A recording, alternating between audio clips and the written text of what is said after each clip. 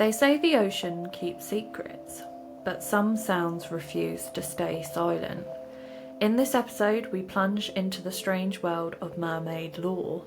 Not the glittery kind, but the unsettling, almost plausible kind. From the infamous Bloop and the enigmatic Signal 47 to prehistoric cave paintings that depict half-human swimmers with haunting precision, we follow the trail of aquatic anomalies that defy easy explanation. You'll hear about the Kai Islands sighting that rattled soldiers, the unnerving sonar echoes that scientists still can't identify, and the whispered theories that link ancient myths to modern signals. Are these just misread data points and cultural echoes, or is it something still swimming out there? Hold your breath, the deep is calling.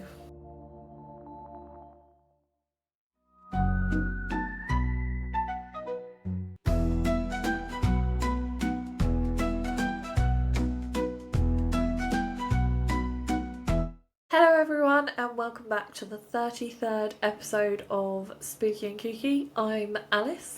And I'm Ellen. As always, if you're into anything spooky, paranormal, horror, conspiracy, anything weird, this is the pod for you. We're trying to build our spooky and kooky universe, the Spookyverse. If that sounds good to you, give us a like and a subscribe and help us on our journey. This is the second part of our two-part deep dive into mermaids. We've still got the festive attire on because this is our anniversary special. So we're going to jump in with some sightings and some kooky stories, some eyewitness accounts. So hopefully it's a fun episode. Enjoy. In our first episode of this two-part deep dive, we focused on the legend of mermaids and the aquatic ape theory, but now we're going to go into kooky stories and specific pieces of evidence including cave drawing, the bloop sound, eyewitness accounts, and more.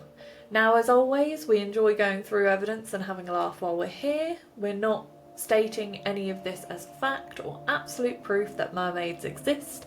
It's just fun to talk about and it's not that deep. So we're going to jump straight in with cave paintings, and these relate to what Ellen spoke about in episode 1. So if you've not seen our part 1, pause this, watch that, and then come back to this one. Across the globe, in dimly lit caves, ancient cave carvings line the walls. Some tucked away in coastal cliffs and others buried in jungle rock shelters, and they all seem to share one thing. Figures that are part human and part fish. Some have long hair, scaled tails, and eyes that resemble our own. They are found in Indonesia, featuring ikan manusia, which is fish people, swimming alongside boats. In Japan, scrolls and cave art show the ninjo. And in the coastal caves of Scotland, there are carvings resembling the selkie, which are seal folk who shed their skin to walk among us. In Colombia, they draw a similar being called musca, which are water spirits. Now, as all things we talk about on this pod, there are different ways to look at this. Some say they are just symbolic, fertility goddesses, water spirits, or artistic interpretations of sea life. But here's the kooky part. All the drawings are eerily similar, despite being continents apart, and when we were painting in caves, there was no internet, no global communication, just ancient humans drawing what they saw, or what they imagined. So it begs the question, what were they seeing? Was it a trick of the waves? Was it a dolphin? Or something else? Something that slipped into the abyss of the deep water before we could even give it a name? Whatever the truth, these cave drawings are breadcrumbs left by our ancestors, and whether they were warnings or subject of worship, doodles of creativity, or just what they saw, one thing's for sure, the sea has secrets and some could be carved in stone. Which I find the cave paintings quite a compelling piece of evidence. Yeah. Because why are they all drawing part human and part fish? Surely there would be some differences. And that's a very odd thing to think about for all of these different cultures and religions. Even the folklore of it being fertility goddesses, why is that the subject of fertility goddess being a half human, half fish? Yeah, and a shared symbol as well, without having any sort of communication with each other. Okay, so I've got a couple little things that I just think are weird, that are, well, unexplained things that I thought I'd bring in. No, it might not say that mermaids are real, but it just says that there might be something out there that we don't really know what it is. And it might be more advanced than what we know is out there. I don't know. But in 2023, a team of marine biologists studying bioluminescent organisms in the Philippine Trench captured a sequence of underwater sounds that defied easy classification.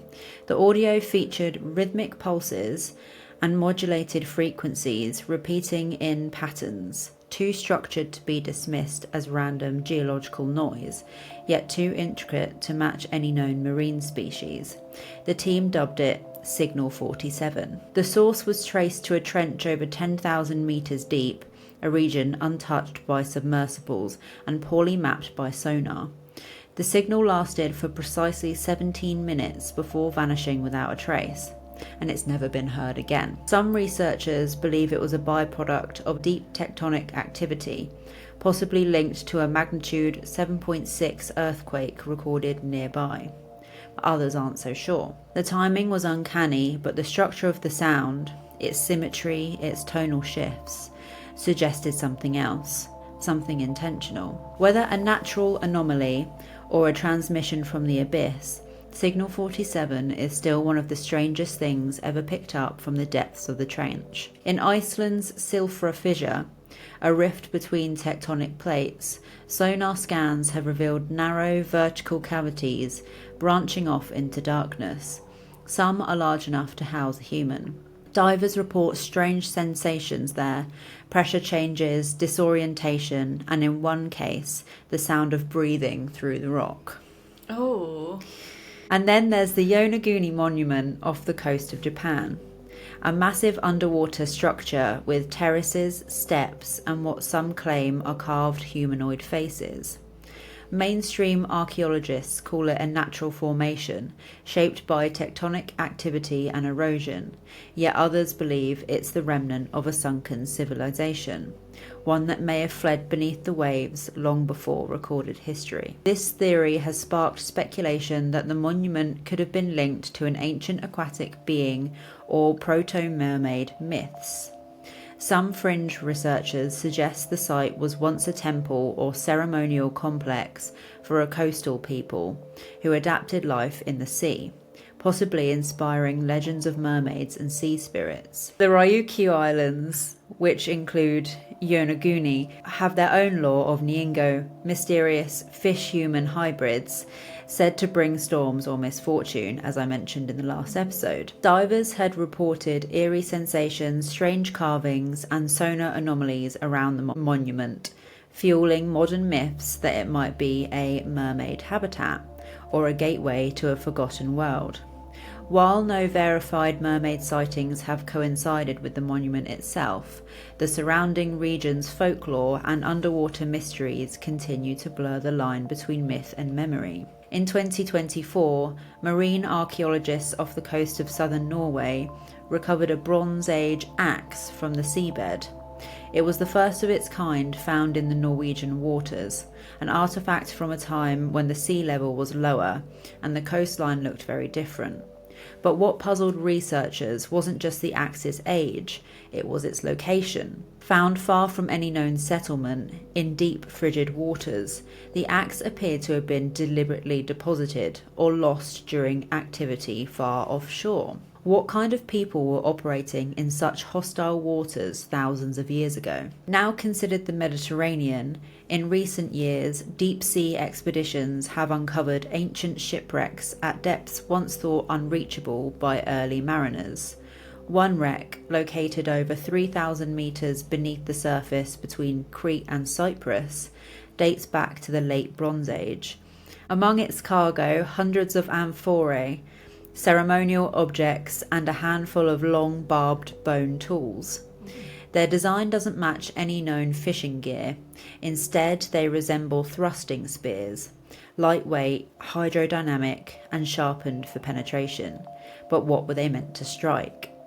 Some fringe theorists suggest these tools weren't for fish, they were for something else, something that fought back. And now I have a little sighting which might relate to your aquatic ape theory. Yeah. which I came across and I was just very interested by it. In 1943, amid the remote beauty of Indonesia's K Islands, a cluster of emerald isles fringed with powder white sands and crystalline lagoons, Japanese soldiers stationed there reported something extraordinary.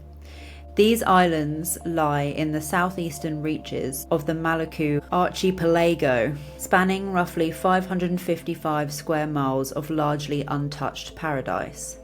But it was here, in this idyllic setting, that a baffling and unsettling encounter unfolded. While conducting surveillance on one of the more isolated islets, Japanese troops claim to have witnessed bizarre aquatic beings unlike anything known to science. These creatures, roughly 150 centimetres tall, were said to have pinkish skin, humanoid faces with carp-like mouths, and strange spines protruding from their heads. Unlike the classical mermaid of Western lore, these entities bore no fishtails. Instead, they had 2 arms, 2 legs, moving through the water with eerie human-like grace. Multiple sightings followed. The beings were seen frolicking in lagoons near the shore, sometimes swimming with a motion reminiscent of a breaststroke. One soldier recounted a chilling nightmare encounter. He spotted what he assumed was a child on the beach, only to realise, under the ghostly wash of moonlight, that its face was disturbingly inhuman. Oh. The creature bolted into the sea and vanished beneath the waves. Confused, the soldiers turned to the local villagers for answers. To their surprise, the islanders were familiar with these beings. They called them the Orang Ikan, literally fish people in Malay. According to the villagers, these creatures were occasionally caught in fishing nets, and they promised to alert the soldiers should another be found. Not long after, the village chief summoned Sergeant Taro Hariba, the leader of the surveillance unit. A body had washed ashore, and the village had brought it to the chief's home. Hariba arrived to find the corpse laid out on the grass. The being was about 160 centimetres long, with reddish-brown, shoulder-length hair and spines running down its neck. Its face was a grotesque blend of human and ape. A broad forehead, small ears, a flat nose, and a wide, lipless mouth filled with needle-like teeth, eerily similar to a carp's. Its long, webbed fingers and toes hinted at aquatic lifestyle, and its body was slick with clinging algae. Though Hariba had seen these creatures before, the corpse defied classification. No known animal on the island matched its features. Deeply disturbed, he returned to Japan and implored zoologists to investigate. But without photographs or physical evidence, his claims were dismissed and he was largely ridiculed. So what exactly did these soldiers witness? What was the creature lying lifeless on the village chief's home? Could there have been a real undiscovered animal behind the legend of the Orang Ikan? The villagers certainly believe so. This may well be a classic example of ethno-known, species familiar to indigenous communities but utterly alien to outsiders. And while skeptics might be tempted to dismiss the sightings as hallucinations brought on by stress or isolation, the consistency of these descriptions suggests something more tangible. Some have proposed that dugongs or manatees as likely culprits. These gentle marine mammals were once common throughout the Indo-Pacific and have long been associated with mermaid legends. But the Orang Ikan, with its humanoid limbs, webbed digits and grotesque face, bears little resemblance to the dugong. Yeah. Even the villagers, well acquainted with local marine life, made a clear distinction between the two. Interestingly, the Orang Ikan shares features with other aquatic humanoid cryptids. The Thetis Lake monster, reported in 1972 on Vancouver Island. The pugwis of Pacific Northwest indigenous lore both exhibit similar traits: spiny crests, webbed extremities, and a blend of ape and fish characteristics. Could these beings be regional variations of a single unknown species? One theory suggests that these creatures might be remnants of an undiscovered aquatic or semi-aquatic primate lineage, perhaps a distant cousin of humanity that adapted to life in the water. If so, their anatomy would likely diverge from the romanticised mermaid archetype, favouring a more functional amphibious form. Other cryptids, like the Loveland frog of Ohio or Japan's kappa, also echo this theme: humanoid yet aquatic, unsettling yet oddly familiar. Could the orangutan be part of this global pattern? Then there's the tantalising possibility rooted in paleoanthropology, the discovery of Homo floresiensis, the so-called hobbit hominid, on the nearby island of Flores, suggests that small, previously unknown human relatives once roamed Indonesia. Could a related population have reached the K Islands and over millennia adopted a coastal or even aquatic existence? Island dwarfism, a well-documented evolutionary response to limited resources, might explain their size. But what if other adaptations followed? Web digits, altered facial features, a semi-aquatic lifestyle. In such an isolated environment, evolution could have taken a strange and unexpected turn. Could the orangutan be an aquatic echo of Homo floresiensis? Or are they something else entirely? An undiscovered species, a cultural myth with a kernel of truth, or a case of mistaken identity amplified by the fear of wonder? No. Whatever the answer, the mystery of the orangutan still lingers. I think that's very convincing, I'm going to say. But then I do come into this with a bias. Like I said in episode 1, I do believe something is out there. And I've kind of got some closing thoughts on this, which I won't give too much away on. But that is quite compelling to me. It's interesting, isn't it? That a whole culture knows about them. Yeah. And they can give quite detailed description of them, and it doesn't seem like a manatee, let's be honest. Yeah, completely different. Yeah. Which, if they were going to exist, that's probably much more likely. Yeah. Yeah, definitely. Yeah. So, you're going to enjoy this segment. If you have been with us any length of time, you know me and Ellen have a thing about the Victorians. We really do.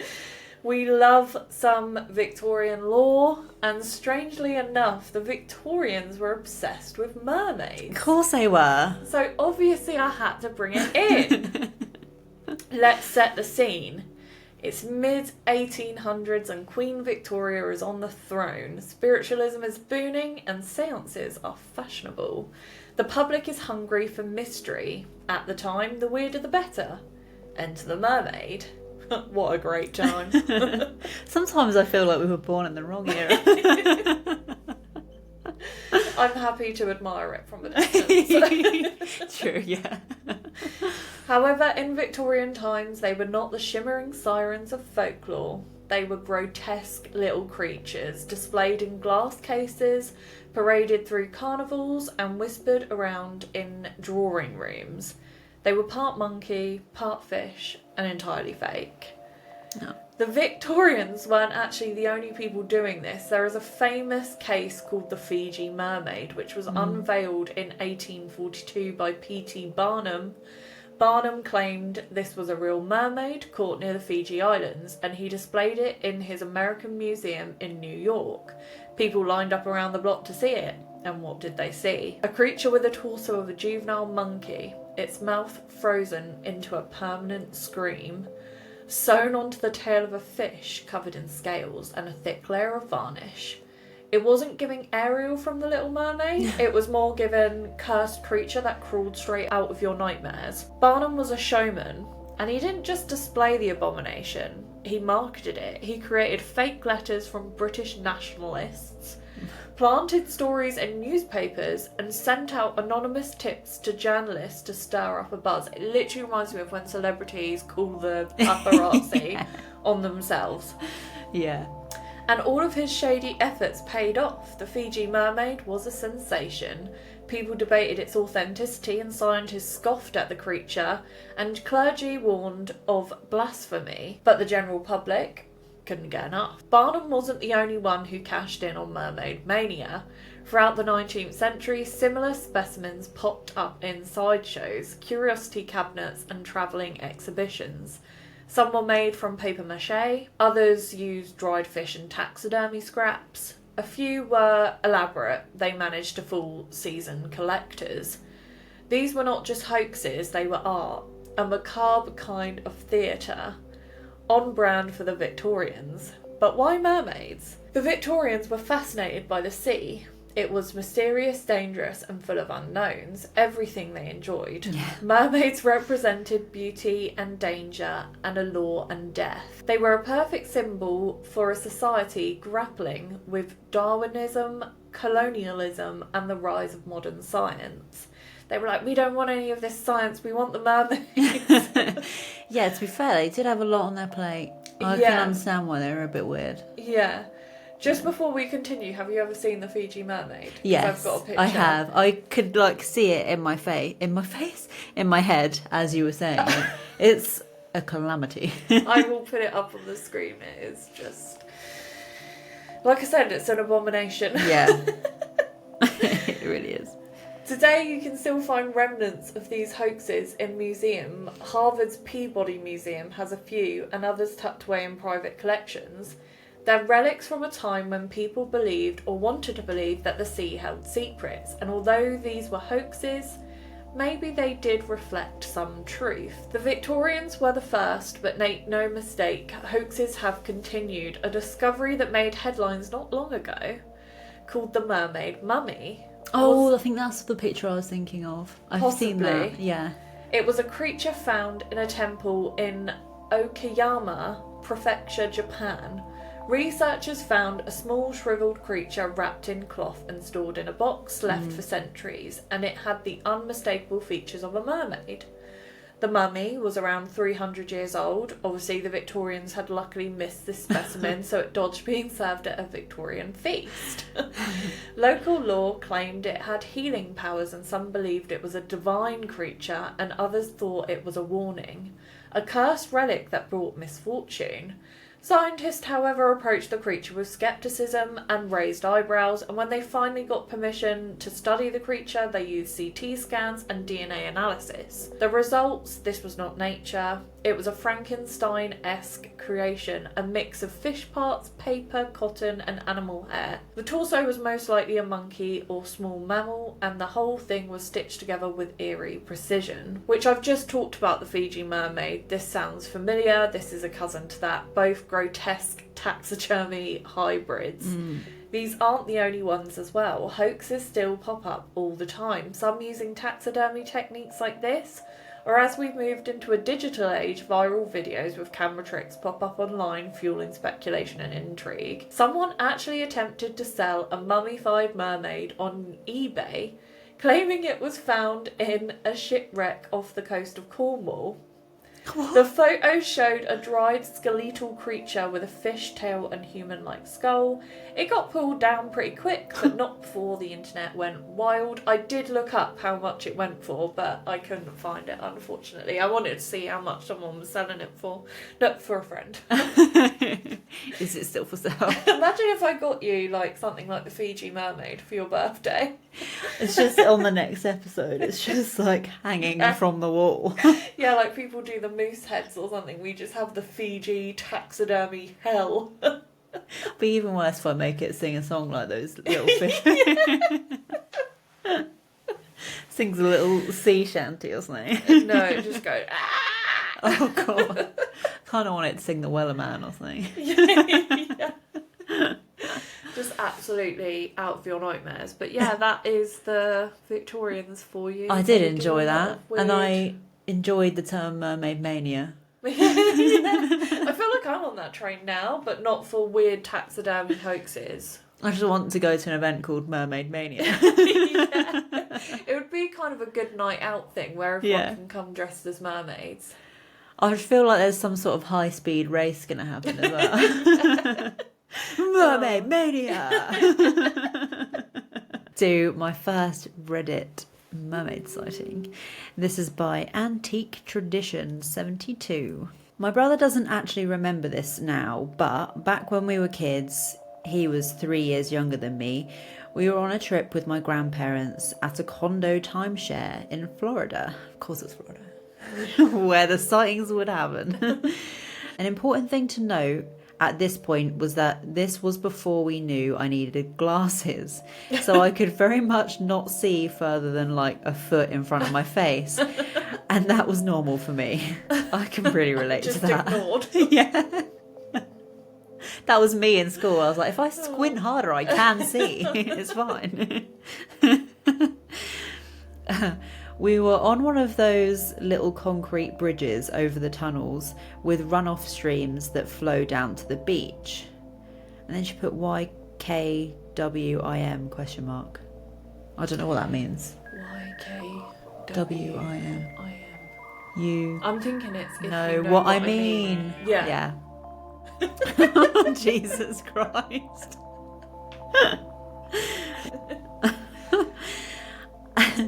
And it had actually made a pretty big / deep pool right below the bridge. It was all murky and brown and stuff. We were messing around on the bridge and my brother leans over to look down into the runoff pool and he just freezes.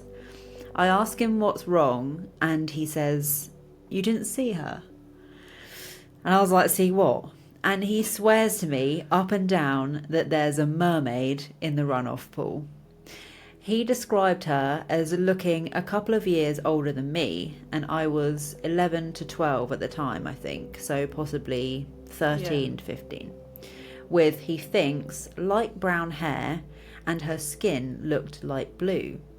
Her tail was about the same length as the rest of her body, so not super long like in the live action Little Mermaid, with big scales more like dragons than actual fish-like scales, layered on top of each other like chainmail. Small fins running down the sides, like really small, horizontally aligned tail fins, the most basic sort of V-shape you could see on a fish, with eye spots on each of the lobes, like a tropical fish.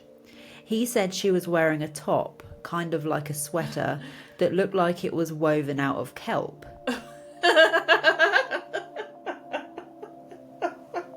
I love the creativity. Or whatever the seaweed with the little AirPod bubbles in is, with a 3/4 length sleeves and buoyancy pods still dangling off of it. He said she was maybe a foot below the surface of the pool, but he only saw her for a second before she saw us, look scared, and sank back down. And since the water was so dirty, he couldn't see her anymore. Why I believe him about this particular anecdote is because, one, he was a very good rule-abiding kid back in those days and was also awkward, anxious, and absolutely a horrible liar. He cried just imagining getting in trouble or making people mad, and he seemed genuinely shocked and swore to me he'd seen her until he was practically in tears. And two, the mermaid he described was so far from the typical kid-friendly media mermaid mould, but also not like completely monstrous like the ones in Goblet of Fire. I don't know how to explain it, but it was a grounded mermaid description, almost boring in a way, and very much not what I'd want to hear. But that was the that was the story. How is it boring? Do you know what I always love with the Reddit stories, or when you see like documentaries and stuff, when people give a character description of the person telling the story, and it's like, sorry, it means nothing to me. You've torn this person apart as well, normally. Like, they really have no imagination, very boring normally. Socially anxious, like... But it's always, it doesn't add anything to There's me, no because more I don't know plausible. them. Yeah. So, and I don't know that you're a truth teller. The person who's relaying their story, I don't know if you're telling the truth. You might not even have a brother. I just love that there's mermaid fashion. Yeah, and his description of a mermaid, although she's right, it's not like anything you'd see in the media. I don't imagine them having long flowing hair at all. I think they'd be slick. Yeah, why would they have the need for hair? There's no point. And I don't think they would be wearing a jumper. I love how mermaids can't even free the nip. Like, Yeah, like get that kelp jumper on. Yeah, it's very, I don't know. I don't want to tear this kid apart. I love it for creativity. Like, it's And great. he forgot about it. So who's to say he's not like, oh, he knows his sister's pretty much blind. And he's like, do you know what would be really funny? I'm just going to tell her there's a mermaid. She's like, he would never lie. It's just so annoying because I was blind and I couldn't tell if it was true. Yeah. Convenient.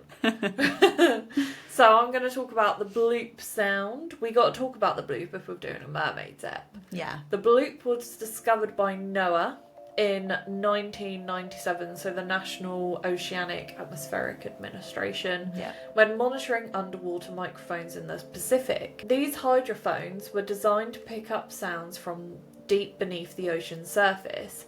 What they heard was chilling. It was loud. Really loud. So loud, in fact, it was picked up by sensors 5,000 kilometres apart. The sounds were ultra-low frequency, organic sounding, and unlike anything they'd heard before. It was dubbed the Bloop.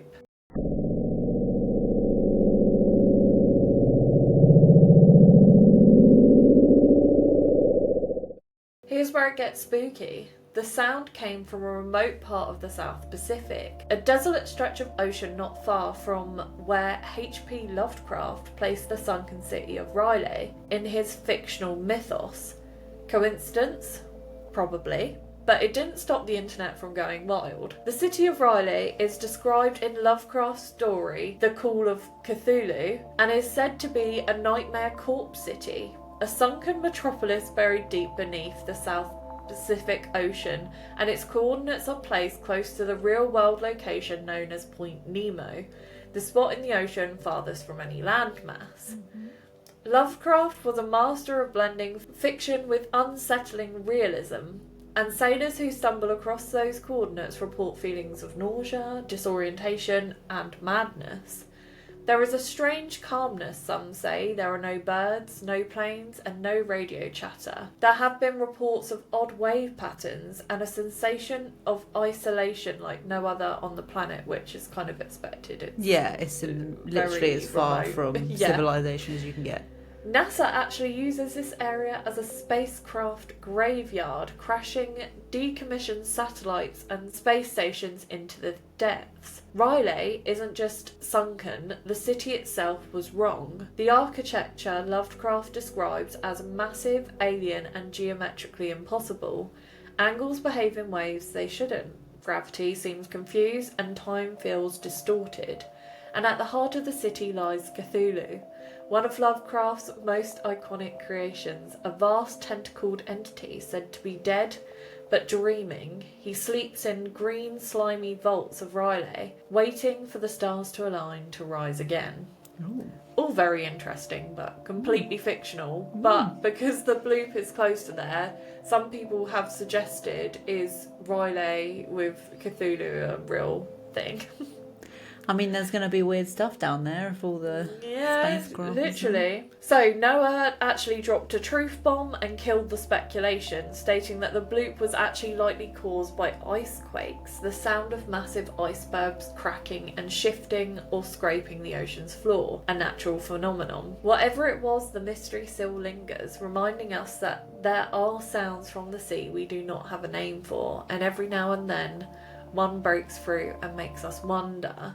And obviously this relates to mermaids. I know I went on a bit of a tangent there with Lovecraft and his story, but some people have asked the question, is the Bloop sound a unidentified ocean creature?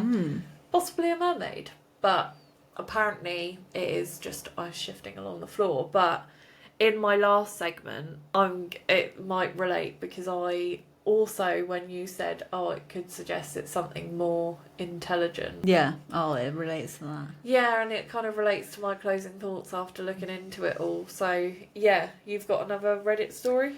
I do. I also wonder if aquatic, or just animals in general, have like different dialects or different... They do. Regional, do they? Yeah, I think it said that whales definitely do. That's interesting. Yeah, because killer whale pods, I think it was on the Blackfish documentary, they were like, you put a whale from north and you put one from a different part of the world in a tank together, they don't connect because they can't understand each other because they're not from the same pod. Okay, so this Reddit story is from Spooky Iceland _ long time lurker here. Thought I would share my spooky story. I live in Iceland. We have a deep mythology of elves and supernatural beings here, but I've always dismissed them as folklore until this trip to Westfjords. The Westfjords are a terrifyingly beautiful place, with steep cliffs and long winding fjords. It is very remote and difficult to access, and the oldest part of Iceland. Ooh. Long story short, we were driving and taking advantage of the long daylight hours, sun at 1 a.m, but the weather turned bad, and we decided to sleep in the Jeep on the hill very close to the sea cliffs. Now, we all fell asleep quickly, with the sound of the mighty waves crashing on the cliffs, and the Jeep being hit with rain and sea spray. Here is where it gets weird. My friend and I had very similar vivid dreams/nightmares that night. We both dreamt we were kidnapped by mermen. Ooh. Not Little Mermaid mermen, but these are scary motherfuckers with big teeth and ugly faces. There are little details that I remember, like one merman showing me a spine on its face and telling me that it was poisonous, like the same way a stingray's barbs are poisonous, and if we didn't comply it would sting us and we'd be dead in an instant. They showed us this incredible technology and a projector thing that could show you your sins.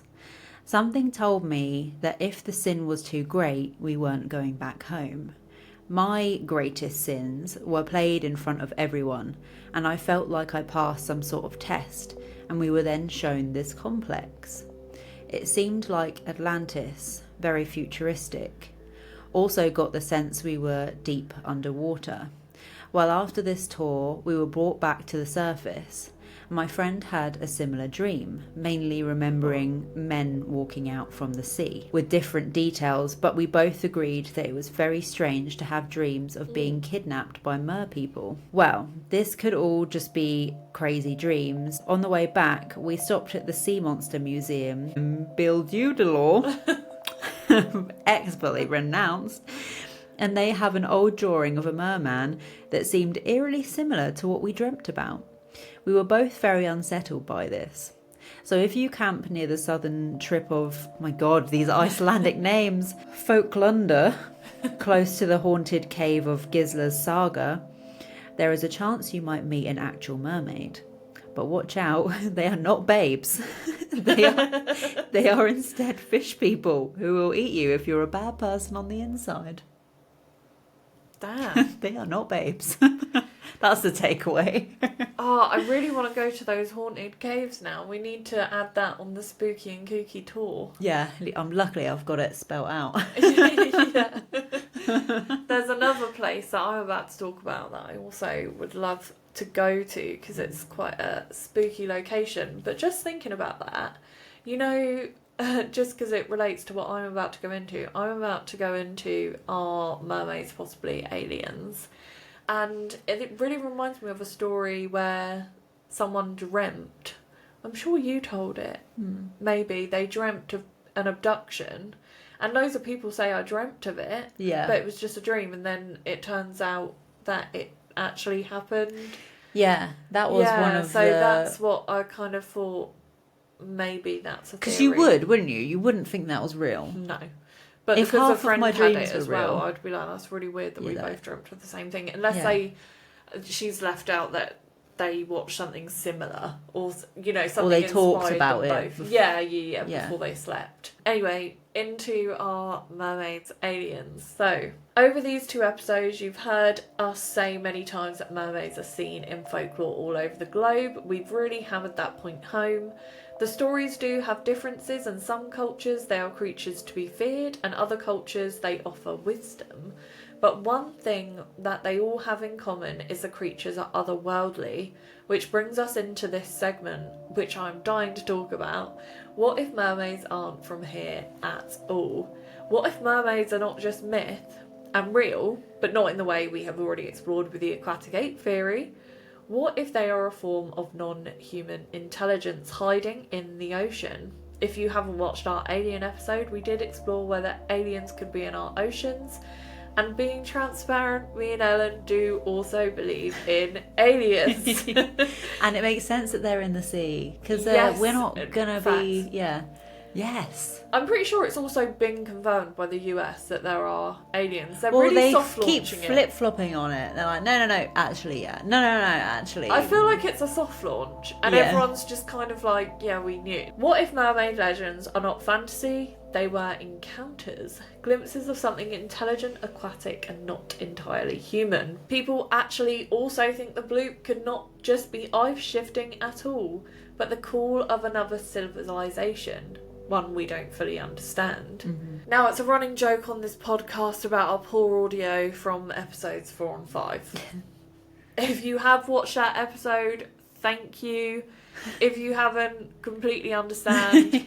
If you have, though, you might recognise this story. We don't like repeating stories. However, because of the poor audio, I'm going to make an exception. Yeah. Exception, because this is quite It's a good story. good story. So we're going to be talking about the Lake Baikal incident. So Lake Baikal is spooky all in its own right. It's the biggest lake. It's got the largest proportion of fresh water in the whole world. It's just huge, and it's got loads of reports of strange sightings and strange going on there. And through declassified documents, we hear about something that happened on a Navy training exercise. In 1977, the first incident occurs. So there was training exercises going on with deep sea submersibles with the Soviet Union during the Cold War. So these people went down in the submersible during a training exercise, and they were the only people in the water, and they saw a giant glowing yellow luminous light, and they shone their submersible torches at it, and it just got brighter in intensity and eventually just went away. So they went up and asked the officials, was the other submersible in? Was anyone else doing training exercise? And they confirmed you were the only ones in the lake. So they were like, oh, that's freaking creepy. We weren't. And then in 1982, a more chilling encounter occurs. So this time they're not in a submersible, they are training for deep sea diving. So they go to the lake bed, and 3 9-foot figures turn up, and they're not in suits. They're not in diving gear. They're humanoid in appearance. They've got shiny like skin, but they're just freely down there, which is obviously impossible at those depths. Like this lake is deep. 9 foot as well. Yeah, so they're impossibly tall to be human. Yeah. They all get spooked and go up again, go to their officials and report what they had seen, and the officials like, we gotta get one. We need one of these on the wall. We're gonna put a team together of 7 of you. I'm not going. It's funny that, isn't it? They never go. Just send someone else. So they got a team of 7 men together, and they sent them down with nooses. They went down to where they had seen them, and if you think about it, I'd be quite scared of getting something that's it's got to be at least 9 3 foot. foot taller than me. Not only that, I would be quite scared that I'm going down to catch this 9 foot being with a noose. Yeah. Is there something better that we have? They're like, should we try and communicate with it first? No. Take this bit of rope. You've got the Godspeed. noose. So they go down to where they had seen it before, flash their torches a couple of times, and sure enough, the figures show up. But unfortunately, as soon as they try and get one in the noose, all hell breaks loose, and one pulls out a metallic device from God knows where, and it starts creating a whirlpool. So the divers have to hightail it up to the surface, but obviously you can't just do that in deep sea diving. No. So 3 men died from decompression sickness. And officials were like, we're actually going to ban deep lake diving in Lake Baikal because We don't know what they are, we can't catch one, and 3 men are now dead on our watch. We're going to classify all these documents, and we're never going to speak about it again. But unfortunately, the thing is with secrets and classified documents is it can come out. So in 2009, we get the information, and that remains one of the spookiest underwater encounters in history. And crazy. Lake Baikal, like I said, it's weird, it's a hot spot, people see lights, people see orbs all the time, and people have also noticed time distortion. So I'm guessing time slip. So that's another place that I would love to go on our spooky and kooky tour. Can you just imagine explaining to your superiors, like, so you gave 7 divers a noose to catch these beings, and you were surprised when they reacted poorly? I can just imagine being in the HR meeting. We really didn't see this coming. I'm sorry, we gotta let you go.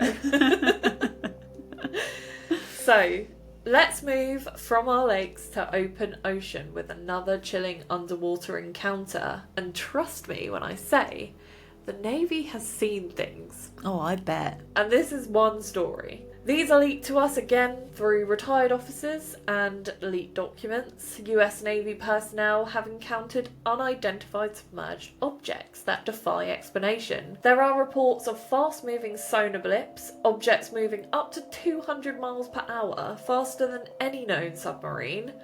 One officer described a moment during a training exercise off the coast of Puerto Rico. The sonar picked up a massive object the size of a football field, moving silently and gracefully beneath the ship. That's terrifying. Yeah. Oh my god. Then the divers in the water reported seeing figures, humanoid shapes, darting through the depths with elongated limbs, glowing eyes, and fluid, unnatural movements. They were not wearing suits or using gear, much like the beings in Lake Baikal. These creatures, whatever they were, didn't even appear to care that they were being watched. Shaken, the divers quickly resurfaced, and one was so traumatised they refused to go back into the water. That's fair. Another described the moment as calm but wrong, like something mimicking human form but missing the details. They were too smooth, too symmetrical, too alien. Done. Through all of the research, so obviously we've gone from the folklore, Yeah. we've then gone to the aquatic ape theory, we've gone through pieces of evidence, weird sounds, weird cave paintings. I personally think mermaids could be aliens that are living in our waters, and we see the humanoid figures as, mermaids, because we know them through folklore, but maybe what our ancestors were seeing were the same thing. Yeah, maybe. Although I do think it is plausible that there is some sort of evolution from what we... Yeah. There is some sort of diversion. Whether they're still in existence now, I don't know. But it makes sense. It does make sense, and I think with the aquatic ape theory, like I said, there's sort of two things of just the aquatic ape theory and then linking it to mermaids. And I think just the aquatic ape theory, that makes total sense to me. Yeah. That part of our evolution was spent in the water. If they branched off, would still make sense. But I just think the way they're described, and aliens being in the water. Oh, that's I just think facts. It all, Aliens are in the water. I just think it all connects. And then the weird sounds could be some sort of alien tech that we don't understand, that's mistaken or covered up with natural phenomena. Yeah. And the sightings could generally just be sightings of aliens. So I think I'm going to go with alien. Which usually happens on this podcast. I usually do sway towards alien. I'm going with both. Oh! I believe both things. The ocean is so vast, there are room for two things to be true. So, yeah, who knows? We're going to end this part 2 with our top 3 favourite podcast moments. I actually have 5 because I thought some of ours... some of ours might cross over. So, and also I just found it so hard to think of just 3. Yeah. No. I found it hard to think of just 5, to be fair. I had to proper narrow it down. I had to write it down as well, so I remember, since my memory is so shocking. Do you want to go back to back? What, 1 for 1? Or do... Well, if I go, you go. Yeah, then that's it makes. what I'm thinking. Then it's my 5 and your 3, and. I do have a special mention. Oh, do you want to start with your special mention? Yeah, like some things that Ellen say, you just crack me up in general on the way you say things sometimes. And there was a moment in the episode Our Favourite Cryptids where we're talking about the smiling man. Yeah. And I say, why did they go to the police? What were the police going to do? Like, oh, someone smiled at me. And you were like, kindness is not a crime, sir. Naturally, Darren Berger reported his encounter to the Parksburg police, and by the next day, the media frenzy surrounding the story took off, and he agreed to be interviewed on live TV. How do you even report that encounter? Like, what crime has been committed? Like, someone came up to me and they were smiling. The police are going to be like, okay, sir. Cool. We'll look into it. Kindness is not a crime, sir. Yeah. Although it is rare. And that cracked me up. That's so random. Yeah, That's it's such memorable. a random one, but it's memorable to me. Because like I said, sometimes I just I replay the things that you say in my head in the way that you've said them, and it just lives in my head rent-free and cracks me up. So that's my honourable mention. Well, one of my things is something that you say that I really wish I could make my ringtone or like text message sound or whatever. I feel like you know what it's going to be because I talked about it non-stop at the time. It's from our fairy tales one where you're like, crunchy, crunchy. The door to the house swung open, and from the darkness inside the doorway, a voice came out, crunchy, crunchy. Who's crunching on my crunchy house? I knew that was going to be on there. Who's that crunching on my crunchy house? I knew that was going to be on your one. I love it so I much. texted you the other day saying, I think I know what your one's going to be. Oh, And that was one it. of them. Yeah, that was one of them. I love it so much. Okay. Okay, my actual top 3 now. They all, I don't know if I've ranked them in order. Oh, I haven't got an order. No, I can't rank them. One of my favourite moments is a whole story that you brought in, which is the Mr. Gomez story. Same, that's also floored one of mine. Floored me. I was crying. It's when you say, like, a serpent born out of hell.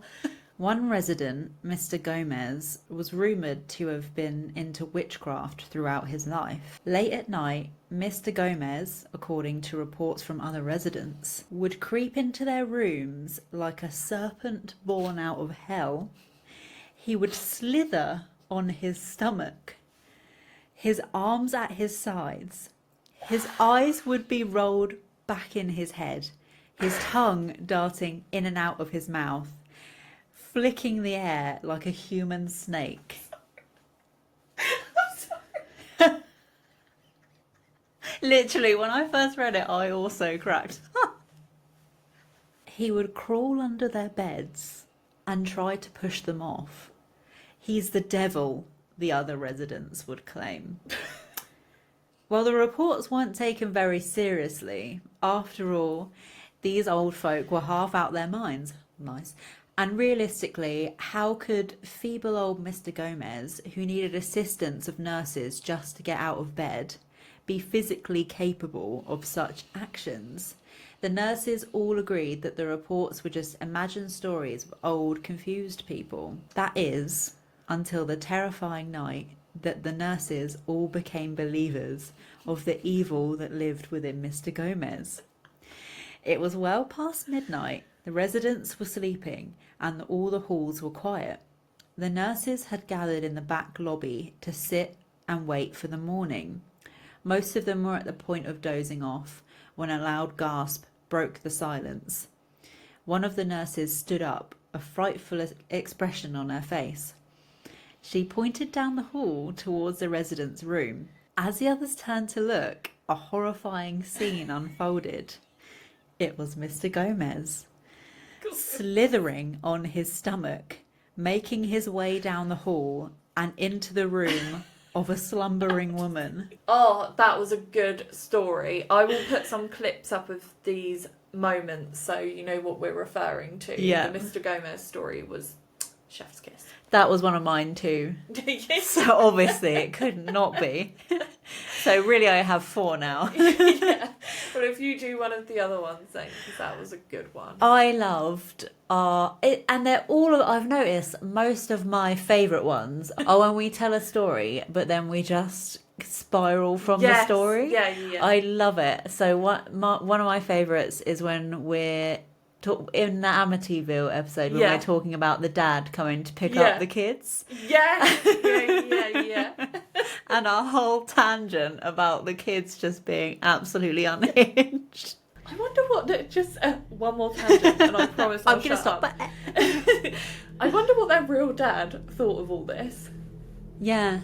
Can you imagine being the biological dad of these people, or maybe they were estranged, or I would say the original dad, but their dad was a bit of a dick as well, and he used to beat Kathy up. So I think he probably wasn't that.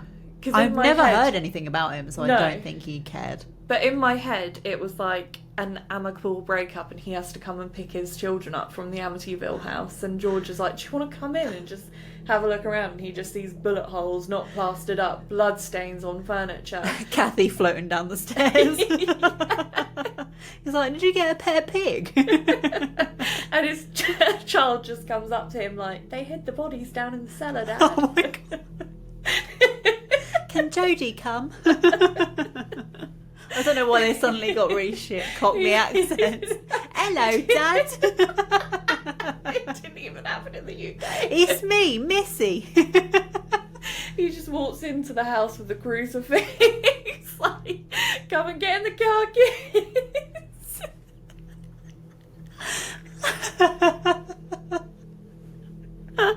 Going through a swarm of flies, like, throughout this goddamn furniture, George.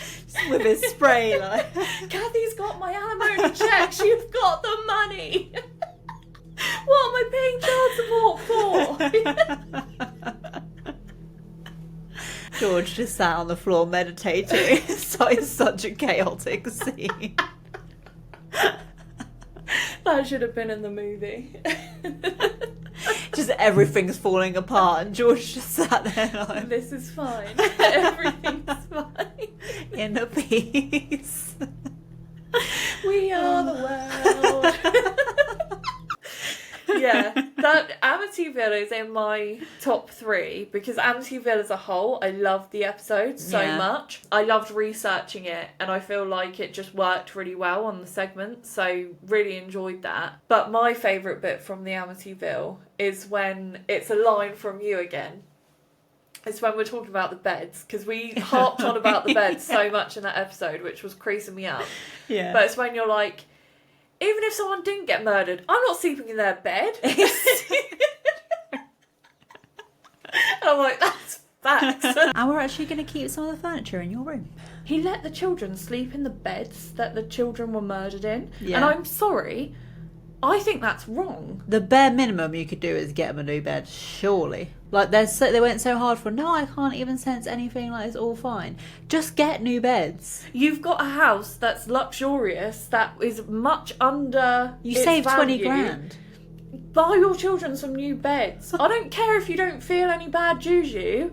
That is just asking for trouble, and B, wrong. And even if I got a house and no one died in it, I'm not sleeping in their bed.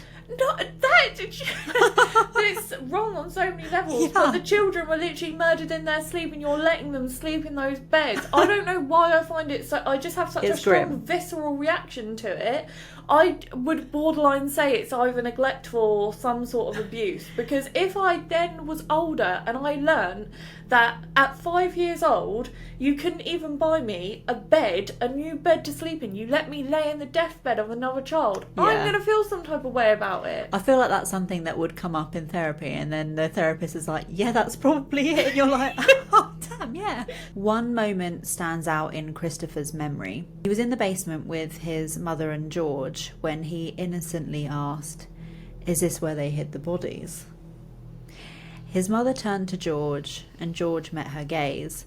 Then they both looked back at Christopher and said nothing, which I find really odd, because the bodies weren't hidden. So then it makes me think, I don't know, but you children you sat your children down Yeah. and went step by step and said, are you okay with this? Are you okay with this? So they probably heard murders and their childhood imagination just ran away with them. They know there's bodies somewhere in there. So I don't find that necessarily I think he just heard the story from his from probably his stepdad. thought basements are creepy. You're not even my real dad and you're making me sleep in the bed of a murdered child. I hate you.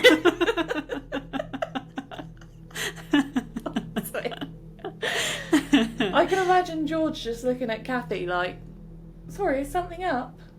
No, it's all fine. No, we did ask you and you said it was fine, Christopher.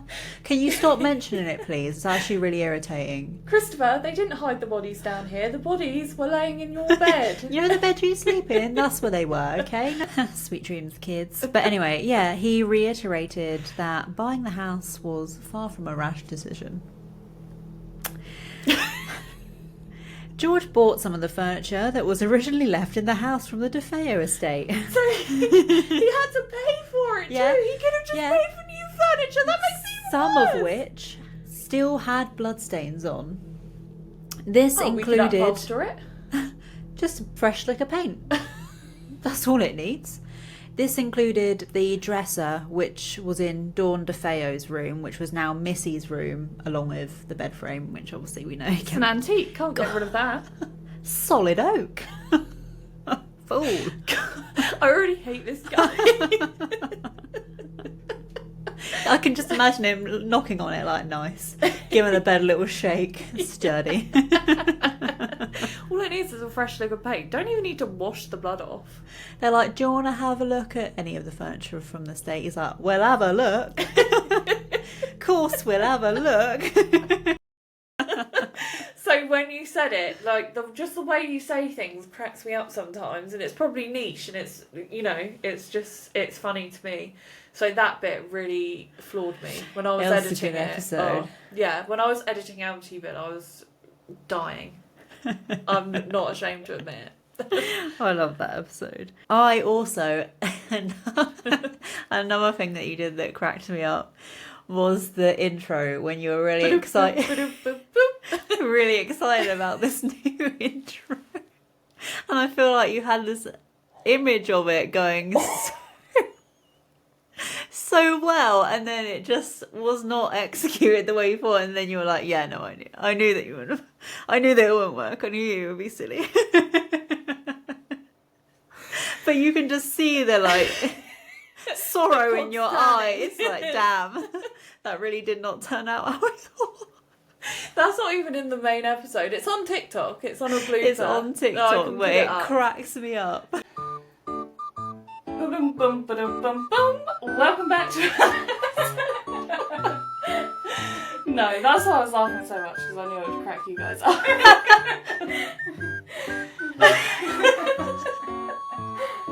Hello everyone, welcome back to another episode. Okay. Hello everyone, welcome.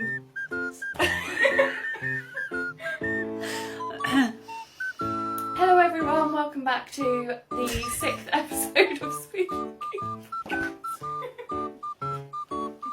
I'm so sorry. Okay. Yeah, no, that was, I remember all three of us laughing, because that's when we still had Liv here. And for anyone wondering, Liv only doesn't do this anymore because she moved house and she got really busy. Yeah. We're still friends. We're seeing her tonight. We're having a spooky movie night. I feel like we never really addressed it. It just kind of went down to two people, but she is still in the group. But she just got busy with life, unfortunately. So we lost Liv episode. I don't even know what episode it was. It's been a long time. We have not addressed it in quite a long time. But it just happened, and I was like, "Are we going to address it?" And it was like, let's just not. No. We don't even say our names half the time. No, let's just be mysterious. But no, we're seeing her tonight. She's very much still in the group. But she's welcome back anytime. But she just got busy with her house move. So. Which is fair. Yeah. It just cracked me up so much as well, because I just remember you messaging just wait, because I have this thing that I think is going to be... Oh, did I? Yeah, I'm really excited to do it because it's going to be so good. Oh, God, you're calling me. Lord. Oh, How embarrassing. It made my top 5. I mean, I think it's better than if it did turn out good. It's better this way. Better for you. Yeah. What's my last one? So it's another line that you've said, and you know this one because it cracked me up for like a whole day when you were like, "What the hell, Jerry?" Yeah. But Jerry Driver started the rumour that him and Deanna were trying to get pregnant so they could sacrifice their baby. What the hell, Jerry? Yeah, you'll remember you saying that really cracked me up. These are the ones that have made me laugh the most.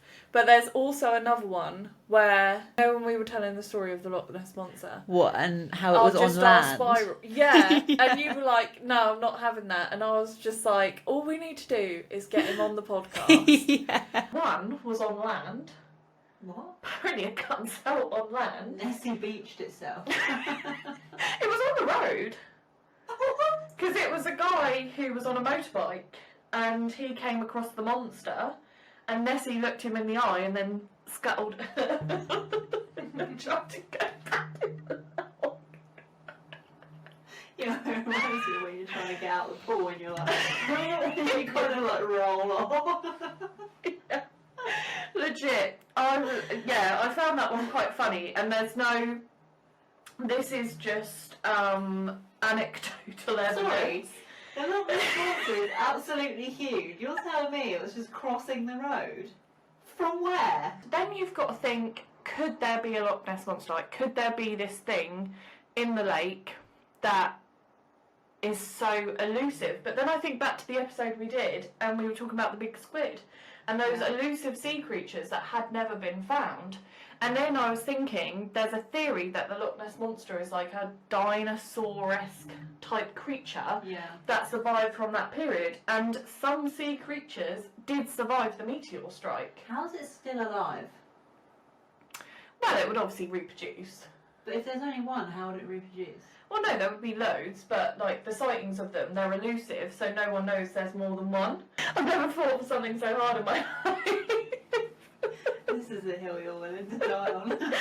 I'll say I'll be, but try and be unbiased, but I feel like I am a bit biased about this, just because. No, I think you've really given both sides. In all fairness, I don't feel like I believe the guy on the motorbike. Yeah, if you believed that, then... Yeah, I'll leave it at that. I don't believe him. I accept. But then again, on the slim chance that that guy who had that sighting ever sees this, call me and we can have a chat. Because I could be easily drawn into believing. All I need is your story and I'm sold. All I need is to meet you just to see if you're a credible guy, and I will believe. My last one is also from the fairy tale one, and it's just the Cinderella story in general when we talk about like Austen Ames and like and then they're like not noticing that there's blood everywhere. There's a line you say in that as well, which is like, "Where did my toe go?" Oh, where is my toe? Yeah. The next day, the prince proclaimed he would marry the maiden whose foot fit in the golden shoe. He visited every house in the kingdom, trying the shoe on all of the young women. When he arrived at Cinderella's house, the eldest stepsister tried to fit her foot into the shoe, but she couldn't get her big toe into it. Her little hammy hoofs. Yeah. And trotters just didn't fit in. It gives me the ick. He was just going around to all these people's homes like, "Let me see your feet." Yeah. Let me in, let me see your feet. This shoe has had about 100 other women's foot in it, but just put it on. Bit of a kink, isn't it? Her mother handed her a knife and said, "Cut the toe off, for when you're queen..." That's not even a voice, that's just me. Just cut your toe off. Cut the toe off. For when you're queen, you'll never have to go on foot. So the girl cut her toe off, squeezed her foot into the shoe, and went down to the prince. Yeah, then... He wasn't even watching. That's bad quality testing. Well, yeah, I mean, why would you let her take the shoe away? Be like, Yeah, you can did put you it on not in know? front of me. Yeah, did you not realise people were going to cut their toe off? And if you lose the big toe, it affects all your balance. I know you'll never have to go on foot again, but you're never going to stand. She's ruined her future right now. Then he took her with him on his horse as his bride and rode off. They had to pass by the grave, and there sat the white bird on the hazel bush and cried. She succeeded fooling the prince, but as they rode away, the white bird called out from the hazel tree, "There they go! There they go! There is blood on her shoe. The shoe is too small. Not the right bride at all." Yeah, bro got catfished. Yeah, literally. Yeah, how did he not notice the trail of blood? Don't you think it would be suspicious when they get home and he takes off the shoe and he's like, "Where did your toe go?" Because it won't even be like a closed wound. He'll be like, This is "When did this happen?" Did you always? Just go septic. So must have happened on the journey. I literally can't remember. Oh, where is my toe? Do you know that's such a thing I would do because I'm a people pleaser? I would just be like, "Oh my god!" Like if my toe got cut off in a situation where I didn't want to make a fuss, I would just be like, "I couldn't even feel it. It's fine." What is that? Yeah. Someone cuts my toe off, I would just be like, "It's fine." The prince saw the blood dripping from the shoe and realised that he had been deceived. He's very perceptive. He returned to the house and tried the shoe on the second stepsister. She went into her room. Again, why are they letting her take the shoe elsewhere? She went into her room to try on the shoe and her toes got comfortably in. But her heel was too large. Don't tell me she chopped the heel off. Her mother handed her a knife and said, "Cut a piece of your heel off. When you're a queen, you'll never have to go on foot." This fucking mum of the year. Did she not learn that her daughter's just come home without a toe? Where she has to go on foot now because she's not queen. Toeless. So, she decided, yeah, I'm going to cut off my heel, why not? And she put her foot into the shoe and went down to the prince, who took his bride before him on his horse and rode off. When they passed the hazel bush, the white bird sat there and cried, "There they go! There they go!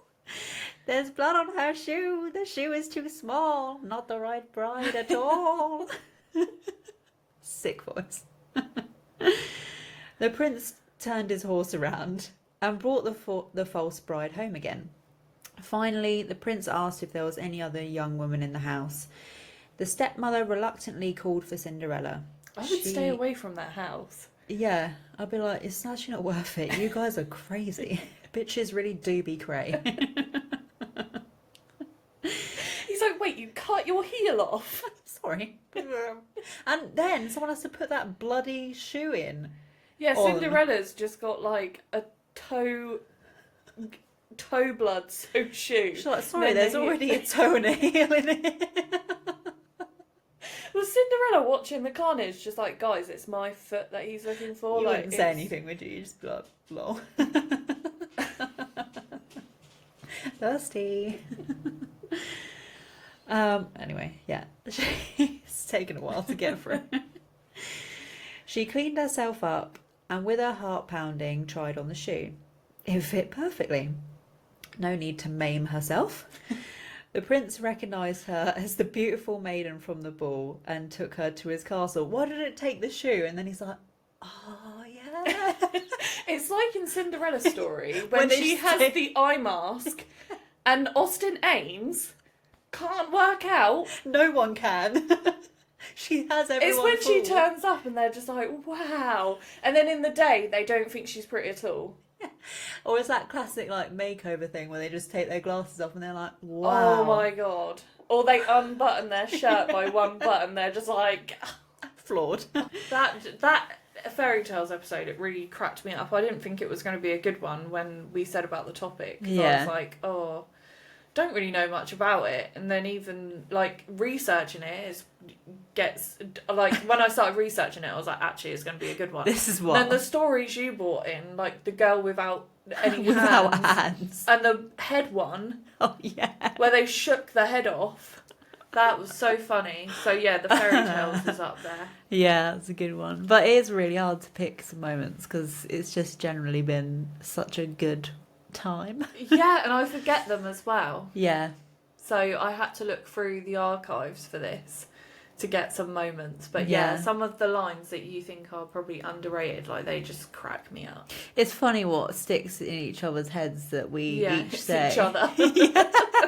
We live in each other's heads rent-free. Because in everyday life, you don't record your conversations. No. So you do, like, obviously there's times where we've had tangents where we're absolutely crying, which we do bring up sometimes, but the majority of stuff said in those tangents we won't remember. No. But having this, it's like a little nice log that it's like, oh, I remember this because I've had to watch it back in editing, so I know about it. But yeah, no, it's been a good time, it's been a good year, and on to the next year.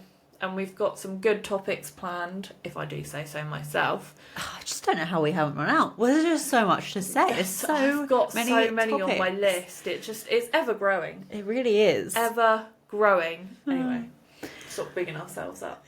That's actually, when I look at it through someone else's eyes, all our best moments are just how funny we find ourselves, which is actually so embarrassing. It's not even like, oh, I just learned so much from that story. It's like, no, this was so funny that we did. At the start, it's like, I just love to learn. Clearly don't. I love to laugh. We're Love here for to the laugh. spooks, kooks and lols. Yeah, and if you learn something cool. If you learn something along the way, you probably won't. Probably not. It's probably wrong. It's probably wrong. Hades in Africa. Oh my god. I said some dumb shit. Yeah, a lot of it originates. Where is actually Haiti? I mean, it's in Africa. Our geography is so poor. Like, I'm so sorry. Like, when we say things, or do you ever find when you're researching something, you think you've researched everything that could possibly come up, and then as you always come up with a question for me. Every time. I just love to learn. And when you said Haiti, I was like, where is that? Is that in Asia, Africa? It's in Africa. Okay, brilliant. Yeah. Okay, if that's enough for you, then that's enough for me. I don't need to know north, east, south, or west. Africa's fine. Although I could have just made it up, and I feel like it would have been fine for you. Yeah, even if you had said England, I'd be like, sounds fair. Oh yeah, I mean, you've heard of it. Oh, I think I've been. Oh my god. Right, this is the Twisted Tongue. So let us know if you can work out what it is. I think it's quite a hard one to guess, actually. Probably. So let's see if any of you guess. I sit off the coast where secrets breed. Not fruit but fear, a curious seed. Beasts and whispers locked away. Where research strays and rules decay. What am I? Tune in next time to find out. Yes, and it will be episode 34. 34 episodes we would have done. We're established. Yeah. We've got to the point now where we've got enough episodes that I've made playlists for each kind of niche that we do. Yes. So check them out. If you like our cryptid content, there's a playlist for it. If you like our scary stories, there's a playlist for it. If you like the true crime, there's a playlist for it. And the conspiracy. There's Conspiracy Corner and Cryptid Cave. I've given them all little cute names, so go and check them out, because then you can watch all of your favourite content one after the other. Have a binge day. Just treat yourself to us all day. As if anyone would put themselves through that. But thanks again for listening, guys. And thanks for being on us with this spooky and kooky journey. Like we said, please help us out with the spooky verse. It literally makes our day. I just love knowing that there's also weird people like us out there. Really gives me Nice. validation. Yeah. Maybe it's not so weird after all. Maybe other people are the weird ones. We'll leave you with that. See you later. Bye.